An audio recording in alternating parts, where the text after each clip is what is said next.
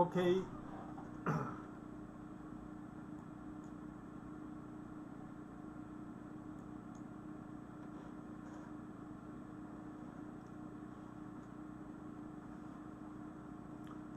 Okay, we want to talk about allelopathy. We are going to define what it is and its use.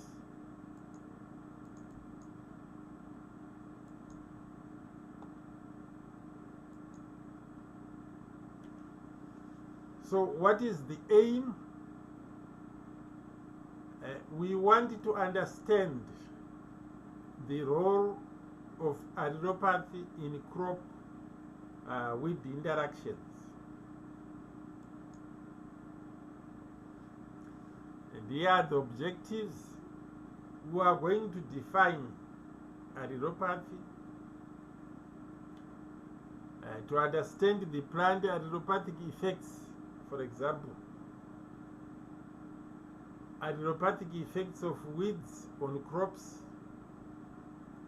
allelopathic effects of crops on weeds, allelopathic effects on weeds then allelopathic effects of crops on crops. Now, to study the research methodologies which are used to demonstrate allelopathy. So these are the things which by the end of this lecture we should be able to, we should have that knowledge.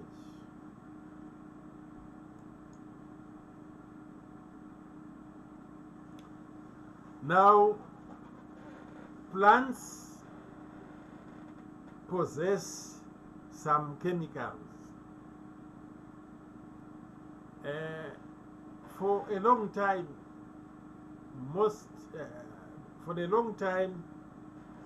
we did not know the use of these chemicals because we could not attach them to some of the functions which occur in the plant. We call these allelochemicals, substances of unknown metabolic function in the plant. Probably for some, the functions are now known, but most of them, the functions remain unknown.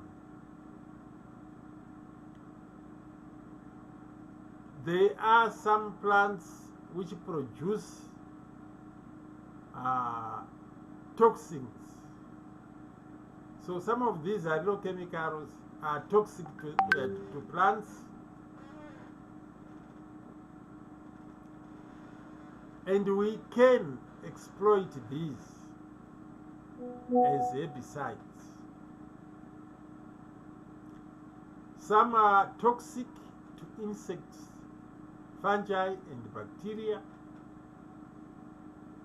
They are part of the plant defense mechanism,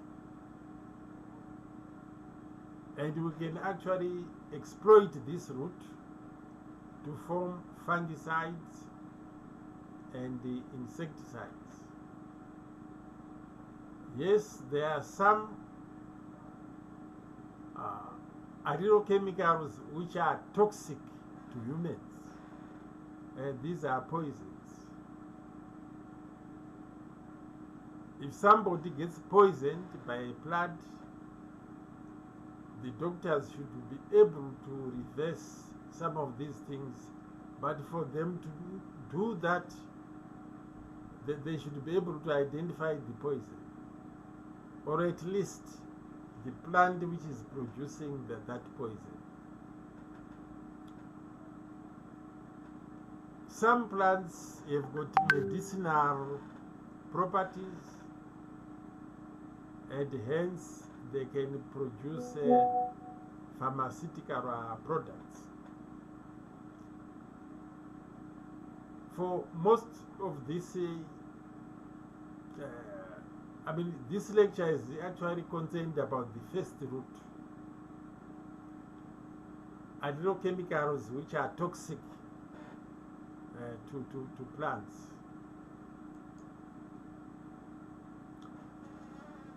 So what are alleochemicals? These are some of the compounds which were identified. Fumaric acid, terpenoids, syringic acid, phenolic compounds, durin. Durin occurs in sorghum. Sorghum, it actually occurs again in sorghum.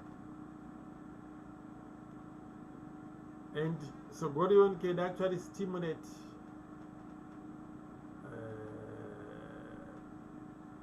germination of striga seeds. Caffeine in coffee. Ricin is obtained from castor bean. Then we have got atropine, which comes from Datura stramonium. This is a weed which is very toxic, Datura stramonium.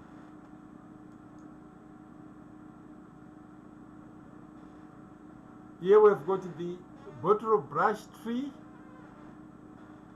Callistenon citrinus, which also produces an alleochemical of interest, or alleochemicals of interest.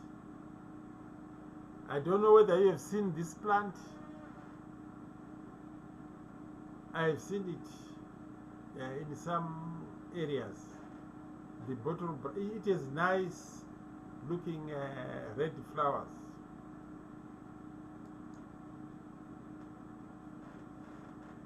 So what is it which is interesting about Callistenon citrinus? This plant, what is it in? What is it which is interesting? In 1977, the allelopathic weed control near bottle brush tree, people found that around this tree some plants were being killed by Callistenon citrinus. This led to the identification of a product known as lepidospermon, a natural product. This led to the development of sarcotrione and mesotrione. As we now know today, mesotrione is a very useful herbicide which is used by Zeneca agrochemicals to control weeds in maize. You could have heard about the herbicide known as Galago. It originates from this Callistenon citrinus. After people had discovered that it was producing something which was killing plants around it. So yes, this herbicide is now sold as Galago for pre and post-emergence herbicide, applications in the maize. And if you go to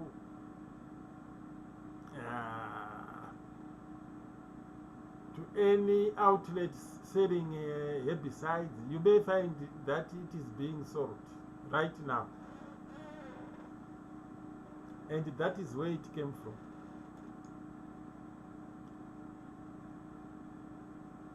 Another related plant probably which we may see is Callistenon viminalis. It originates in Australia, or from Australia. So plants produce chemicals via leaves or roots which interfere with germination or growth of other plants. Dead plants also produce chemicals which produce similar effects during decomposition. We call these chemicals allelochemicals. So the allelochemicals can be produced via the leaves. You can have volatilization, or the leaves can drop to the ground and release these chemicals, or the live roots may also produce these chemicals. Rice in 1984 defined allelopathy as the effects of one plant on another plant through the release of chemical compounds in the environment.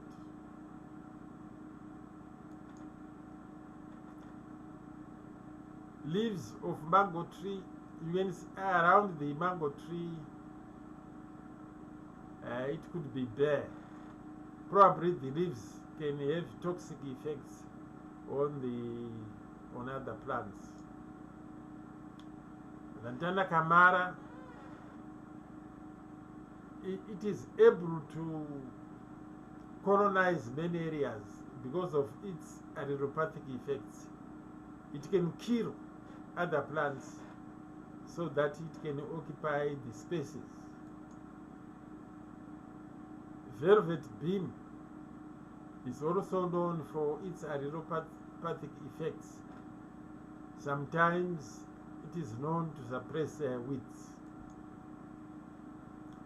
Tithonia rotundifolia is also known for its allelopathic effects.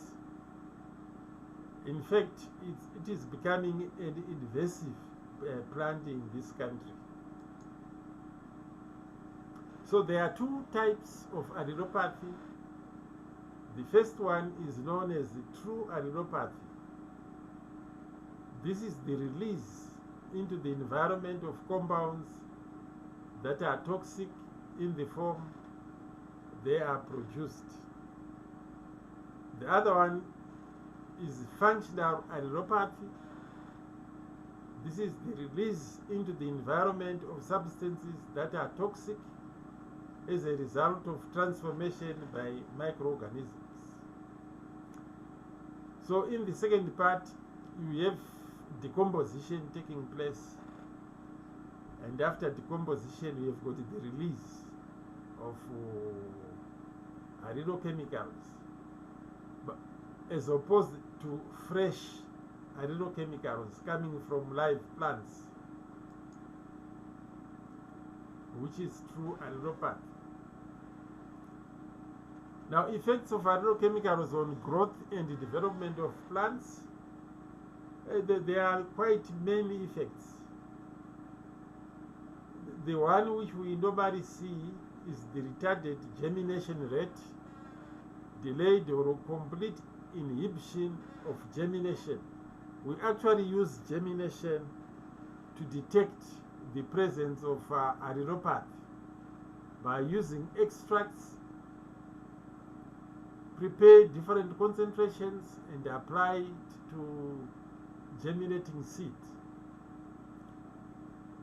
Necrosis of the root is another effect. Discoloration, chlorosis. Let's say you have grown something in an allelopathic environment, you expect chlorosis, especially soborion can cause chlorosis, and soborion can come from sorghum plant residues, and we can use sorghum plant residues to reduce weeds. Lack of root hairs is also one of the effects. Then reduced dry weights accumulation. Something which is grown in an environment with allelochemicals, we expect reduced growth, reduced dry weights, lowered reproductive capacity, reduction of flowers, and so forth. Wilting, it's one of the symptoms. Reduced plant population, perhaps through reduction in seed germination.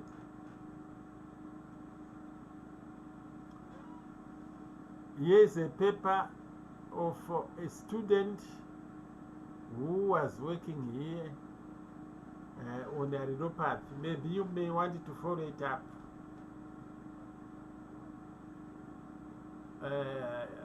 He was using some sorghum, and presumably it was the Sogorion which was affecting Biden's pilosa. He was using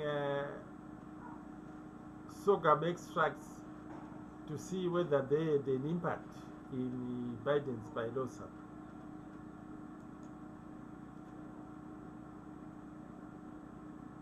No, sorry, this one was using Lantana Cabara. So what you can do, you can see petri dishes with the perominate seed germination and different Lantana Camara extract concentrations. In some cases you have germinations, probably in the control, this one. This is maybe 0, probably increased concentrations of Lantana Camara, and it has an impact.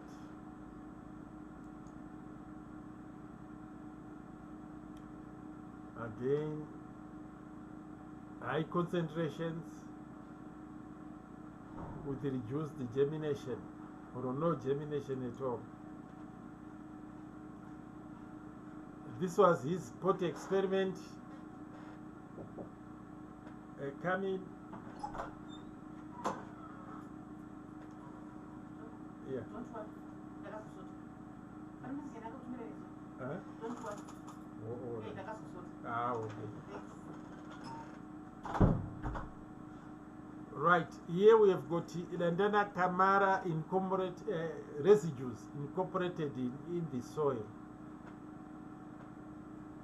And this is sorghum. You can see this first row here. These are high concentrations of Lantana Camara, which is taking out the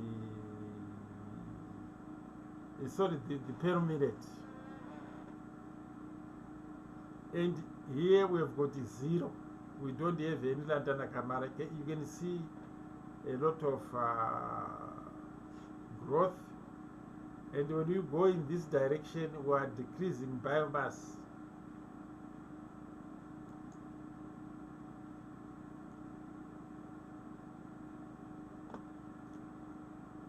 Anyway, this is the relationship of Lantana Camara and the perominate.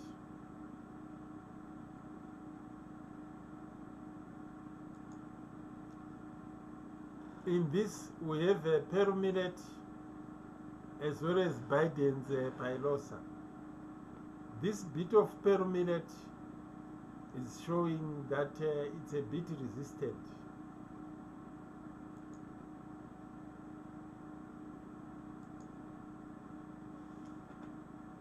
This is Biden's pilosa. You can see as you increase biomass of Lantana Camara, you certainly decrease the biomass of Biden's pilosa.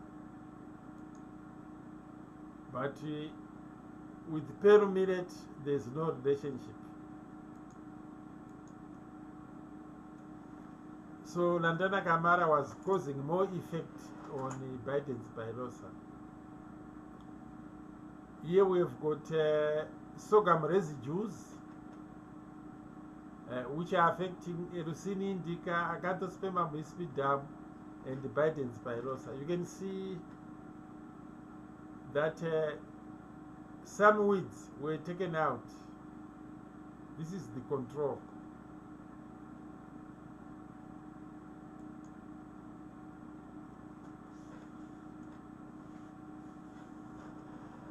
Here we have got a paper from Mike Runzika, who was using green manure covering crops,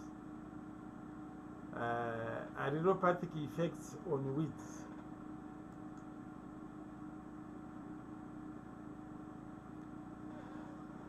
This is the thesis from Dr. Rugare, who also did allelopathic effects of green manure cover crops on the germination and the growth of blackjack, Biden spirosa, and the goosegrass, Erusini indica.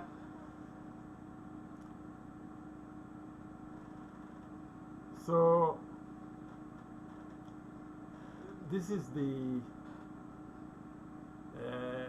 this thesis. You can find it on online, which explains a lot of things on the allelopathy. From Dr. Rugare, University of Stellenbosch.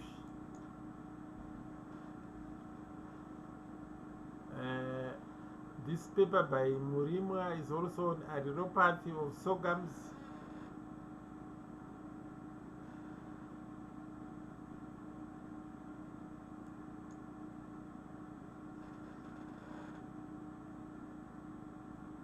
So some of the screenings can be done using these pots or polythene bags. This was green manure covering crops in polythene bags and the weeds planted inside.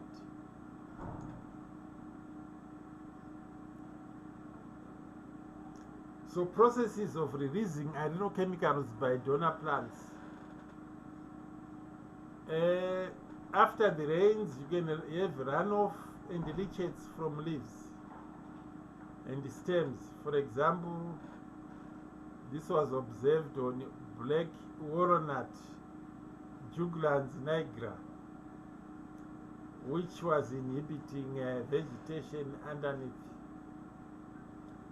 Allenochemicals may volatilize from plants to the atmosphere and are absorbed directly from the atmosphere by other plants. For example, eucalyptus species, Artemisia californica species, but we know eucalyptus. So this tree can release allenochemicals. This is the eucalyptus, which can also release allenochemicals which can affect other plants.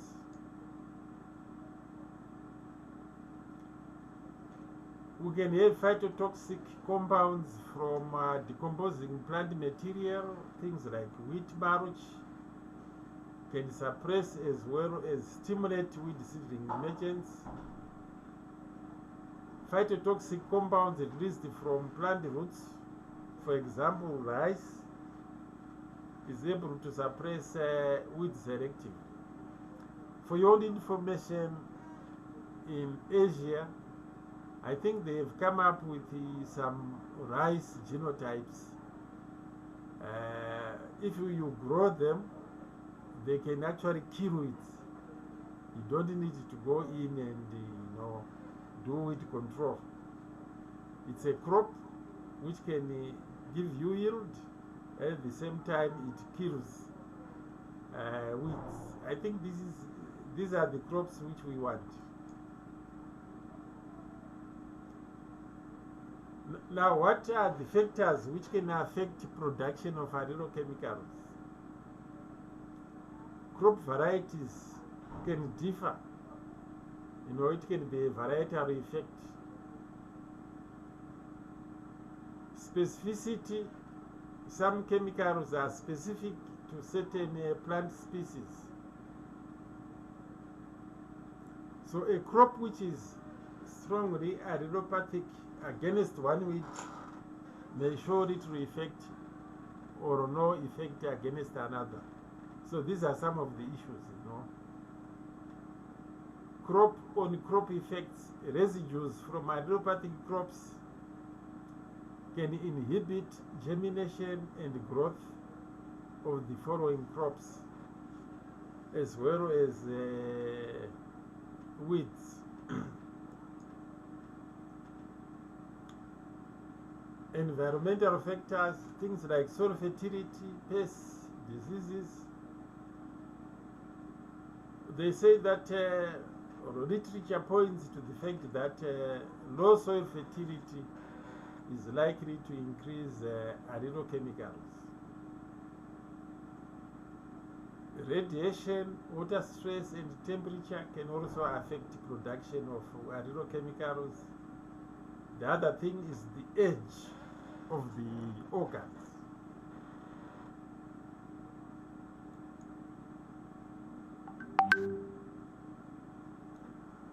Now, we have said that allelochemicals can affect plants. How do these allelochemicals affect plants? It's not a fully answered question, but scientists think that probably they affect cell division and cell elongation. Number two, they may affect phytochrome induced growth. They can also affect membrane permeability. They could affect the availability of soil phosphorus and potash. They can affect gas exchange and the process of photosynthesis. Respiration can also be affected. Also mineral uptake.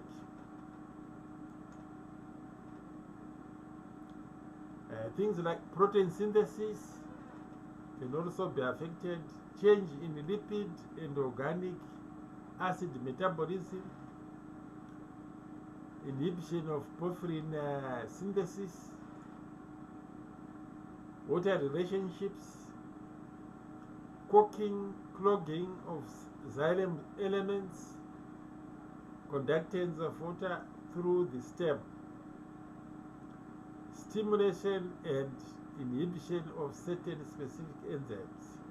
What you are saying is that these 12 items or mode of action could be the way the allelochemicals affect plant growth. But remember, there are a lot of these allelochemicals. And there is very little research which has been done as far as the mode of action is concerned.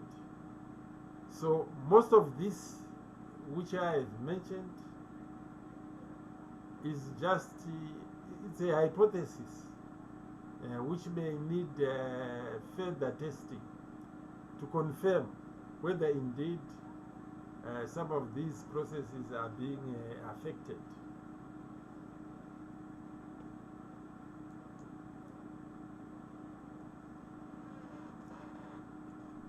Here we have got, I'm saying recent studies, maybe they are no longer recent, you know. Here we've got sorghum and pearl millet.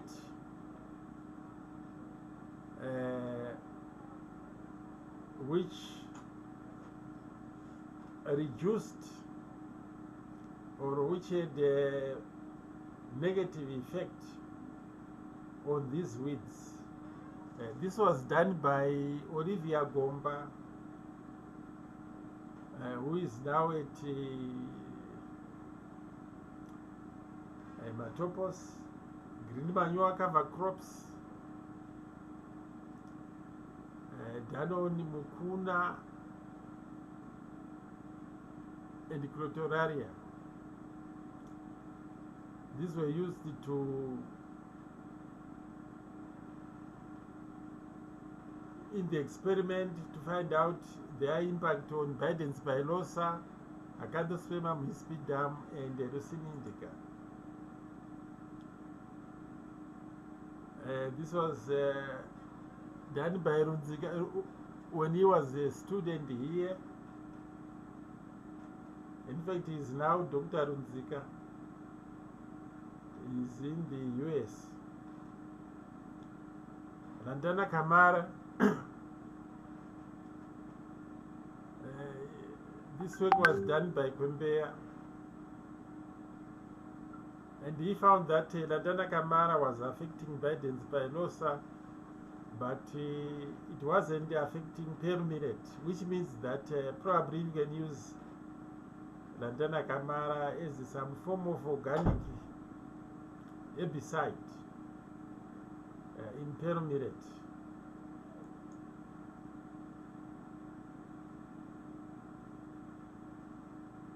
Now, Cyprus rotundus was found to affect cotton,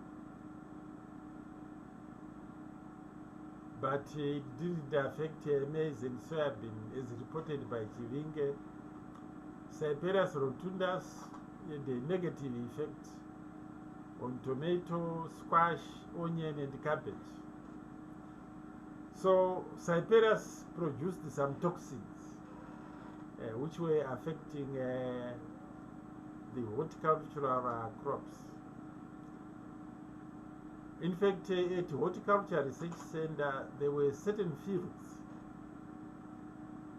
where crops were failing to grow as a result of the presence of Cyperus rotundus. I have also seen the impact of Cyperus rotundus in mid-Rusad cotton fields. The cotton was seriously stunted in certain fields. Wheat straw was found to have some negative effects on most of the wheats,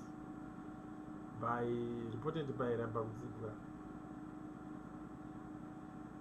Sorghum exudates, we know they have a positive effects on Striga asiatica,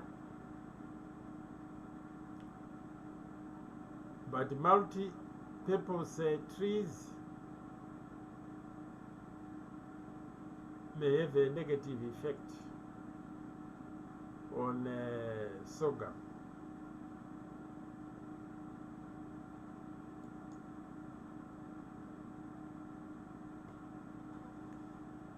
Here from a survey done, I think in Shimaniman, it also indicated that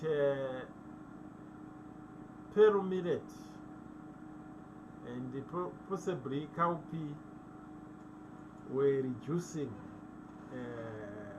the number of weeds, possibly through allelopathic effects.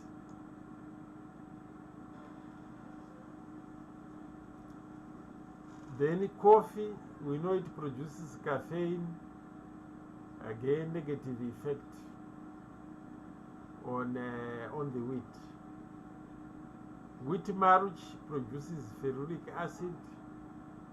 It had a negative effect or sometimes no effect on hypomia species. Soybean extract, negative effect on Imperator cylindrica. Sunflower, negative effect on Phalaris minor. Pigeon pea, velvet bean, doricos, sunflower, soybean, lab, radish, negative effect on down brome. I think down brome is a serious weed in the US.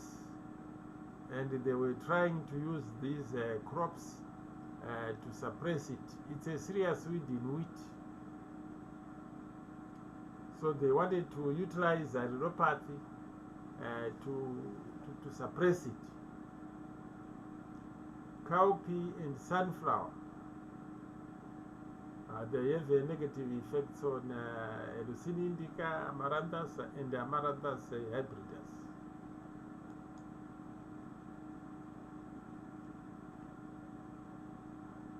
You also have weeds which can affect crops, Ageratum conzoides. It has a negative effect on wheat, wild oats, also a negative effect on wheat. Cyanodon can suppress carrot, cucumber, maize, onion, radish, tomato, and sunflower. Then Datura stramonium also affect sunflowers through allelopathy. Crop effects on crops.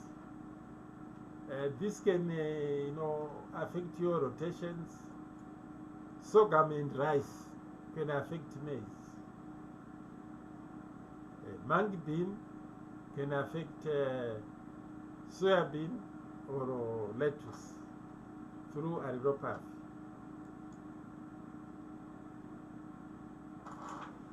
Now we come to the question of how can we utilize allelopathy in weed control.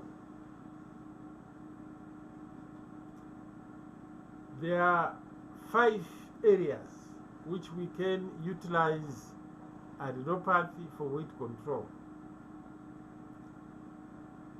Crop rotations, cover crops, mulching, intercropping, and allelopathic water extracts.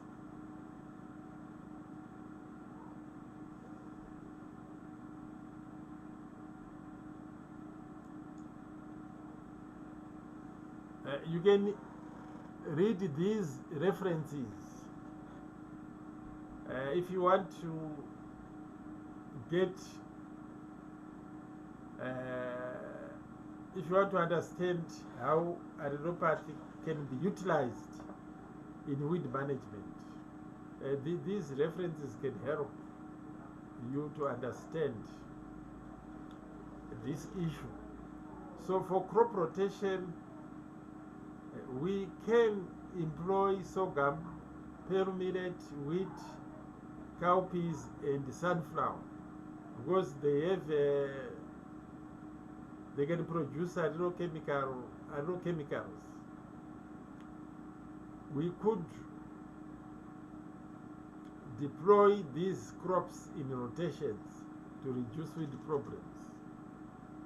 But of course, we need to do some studies to see how efficient these crops are in our environment. Theoretically, yes, we can apply them, but I think we need some data to support these recommendations. This is pearl millet.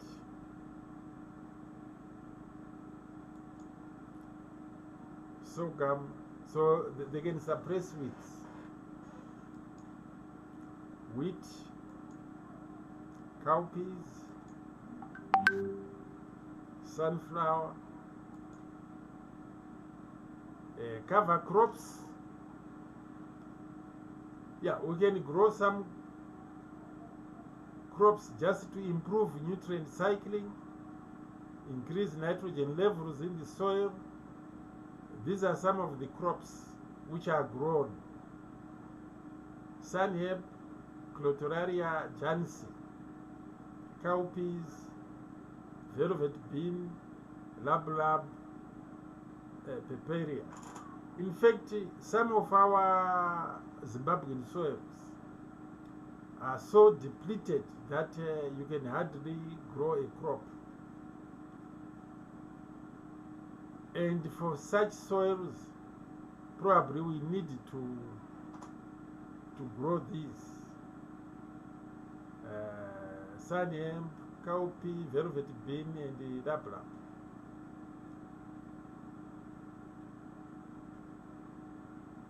And we know that they can actually reduce weeds in the process. So weed seed banks could be reduced. This is velvet bean.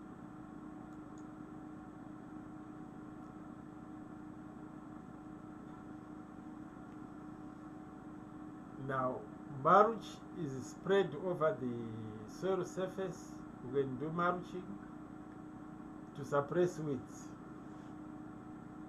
And this mulch can also produce allelopathic effects on the weeds, as reported by Rambamuzini.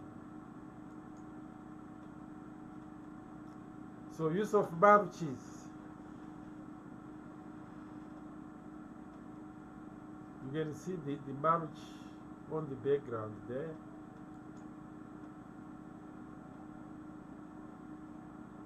You can see the mulch.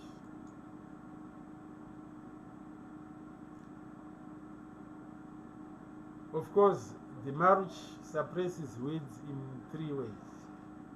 But one of the ways is through allelopathy, intercropping. These are just possibilities of intercropping. We need to screen more crops for allelopathic effects. We do have some studies which are ongoing on the use of cowpeas, intercrops to suppress weeds, use of mulch to suppress weeds.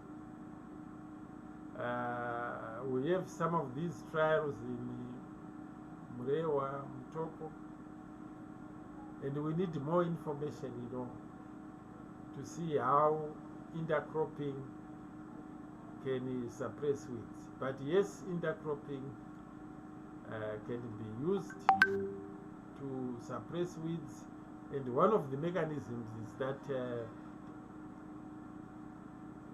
crops like sunflower, cowpea, groundnuts, bambara nuts, sorghum could produce allelochemicals which suppress weeds. And probably you need to read around to get examples of where intercropping has been used to suppress weeds. Here we have got an intercrop where we have, I think it's cowpeas in between the rows and the maize.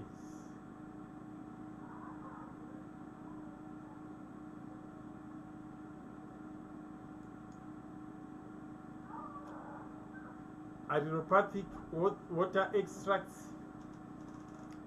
Yes, we can extract some substances from plants and spray to the weeds, or mix them with low doses of herbicides and spray them post-emergence so that you can kill the weeds. Yeah, this area needs a bit of, in fact, it needs a lot of research work.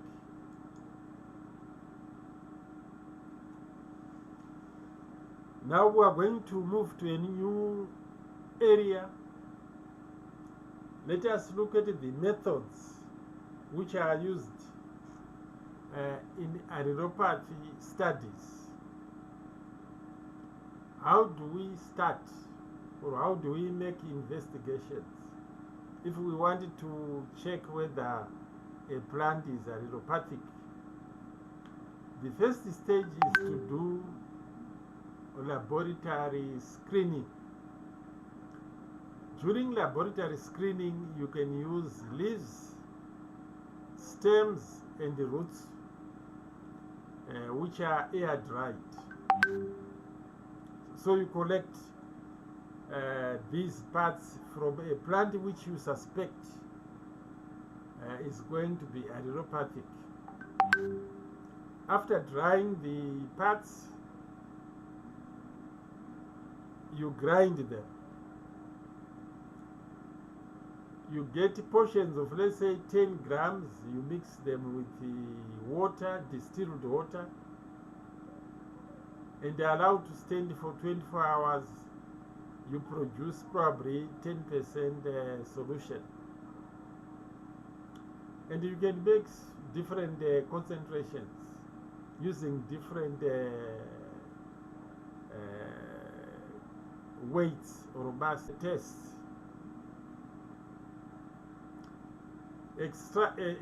You get extracts which are used for germination.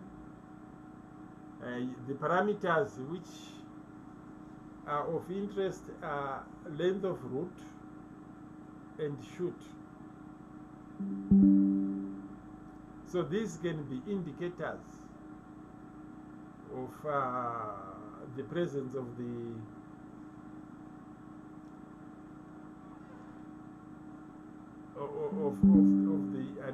allelopathic effects, or allelochemicals rather.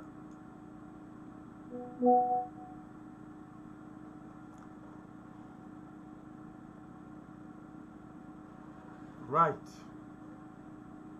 So here, for example, where you are seeing those containers, these are extract from the green manure covering crops. Right?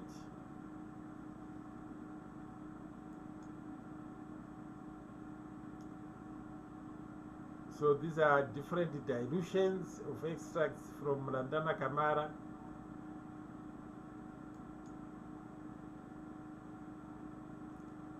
And in petri dishes, we have got Biden spirosa. So these extracts are put inside the petri dishes and incubated.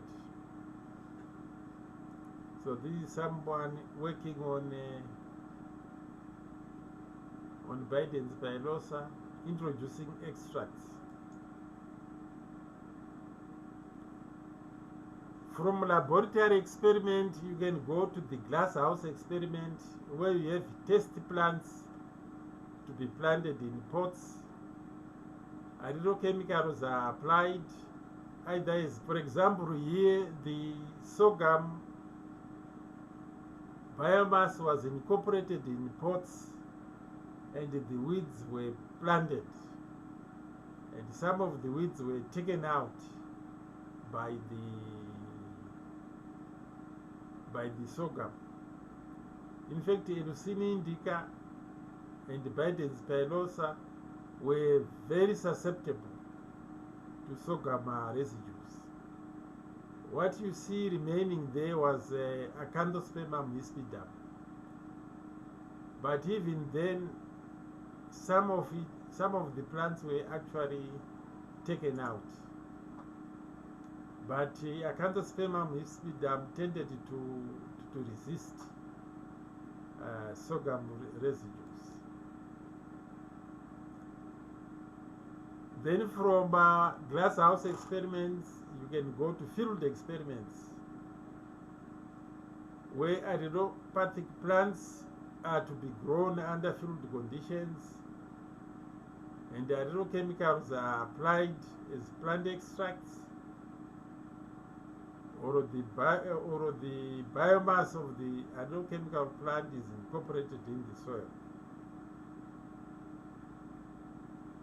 The rates of application can be varied. The treatments have to be replicated and arranged in a randomized complete block design, since these will be experiments. And the data collected, things like data of emergence of crop and weed counts, weed biomass, or crop phytotoxicity and grading will be required.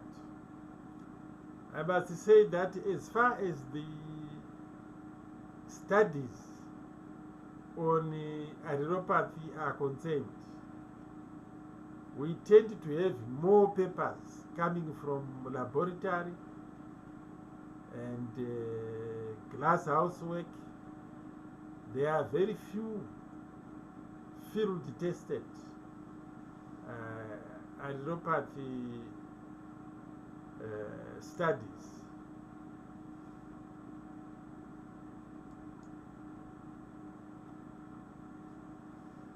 The other area is that we should know what we are working with.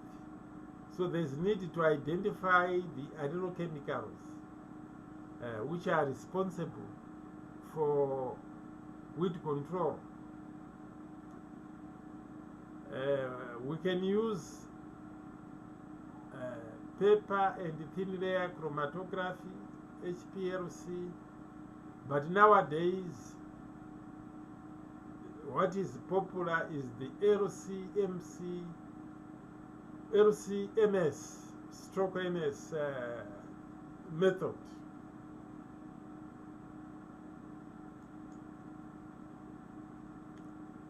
This is the HPLC, high performance liquid chromatography. This is the instrument which is used to identify allelochemicals. This one is just basic chromatographic methods which gives you an idea of what chemicals which are involved, either in killing your weeds, but this one is not very specific. It cannot identify what you want.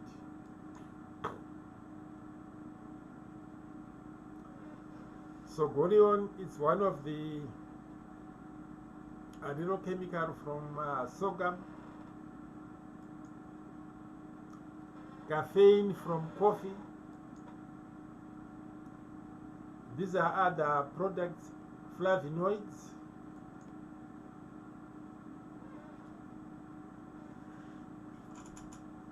Now here we've got a student who is working with sorghums. In fact, he collected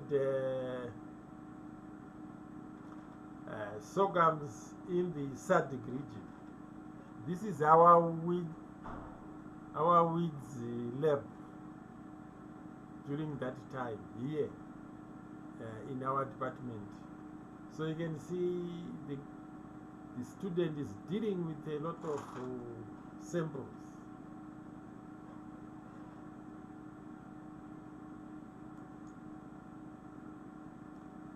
So a lot of extracts from various sorghums, trying to identify what sort of compounds which are produced by sorghums.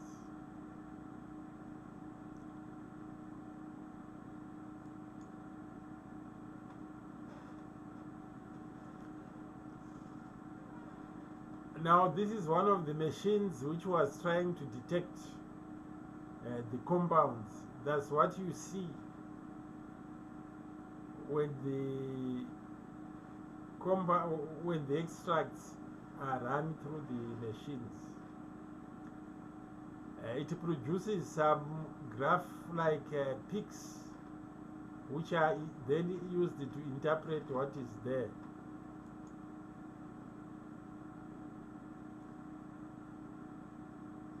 Again, so from Botswana,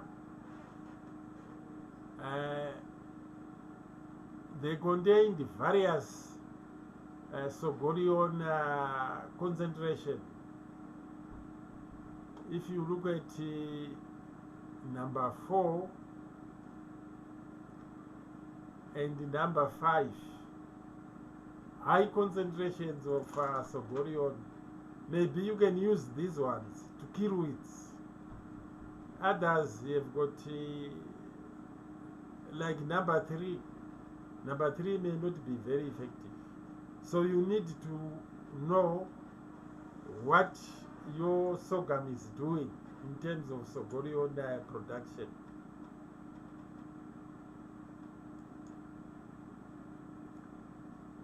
Again, you can see various productions of Sogorion. So this screening was necessary so that we could identify the sorghum, the sorghums which could be suitable for wheat control. Again, from wild sorghums, number 9 and number 10, wild sorghums. These are from this country. Those could be good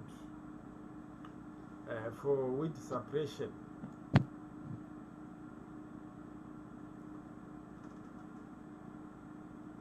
So there's a paper which was written by Professor Tibugari, who was making those extractions here in our department. You can read about it if you are interested. It shows the work done on 8 Southern African countries, SADC. And it's quite an interesting paper.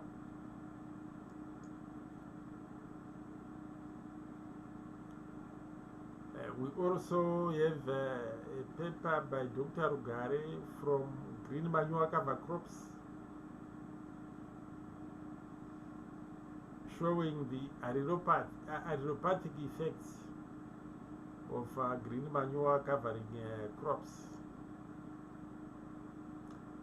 And these are some of the compounds which were detected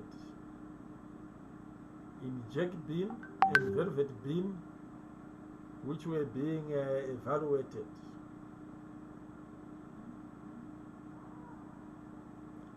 So in jack bean, we have naringenin, we have rutini, we have genistein, also genistein in velvet bean, atropine a bit in the stem of velvet bean.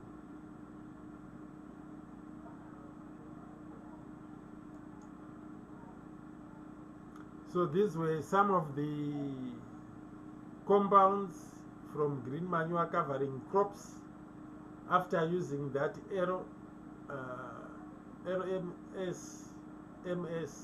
RCMS method. Also some of these compounds. By the way, these experiments were done here.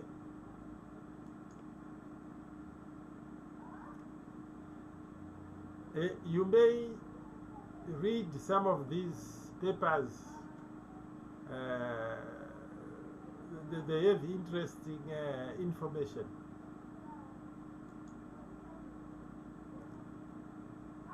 You may want to read these if you have the time. So I just want to summarize this lecture by saying that for allelopathy we have what is true and functional.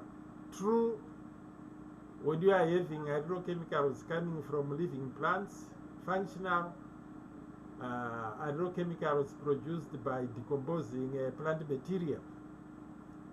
Then agrochemicals, some of them which are interesting, Sogorion and Durin.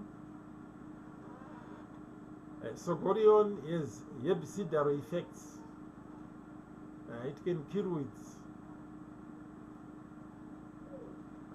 Sources of allelochemicals, these could be leaves, stem and roots. You also have factors which can affect allelopathy, which you need to know: effects of allelochemicals and their mode of action, review of studies which demonstrated allelopathy in Zimbabwe and elsewhere. We have done this. Application of allelopathy in crop rotation, cover crops, intercropping, mulches, and extracts of allelochemicals. Probably that is very important to you. You want to exploit allelopathy for weed control. Then, of course, you may also want to know the methodologies which are used to identify allelopathy. What is done at the laboratory level, greenhouse, and the field testing. And I have said that we have a lot on the laboratory and the glasshouse, but very little under field tests, probably because of obvious reasons. So this is it. This is 1:12. So I think we have made it.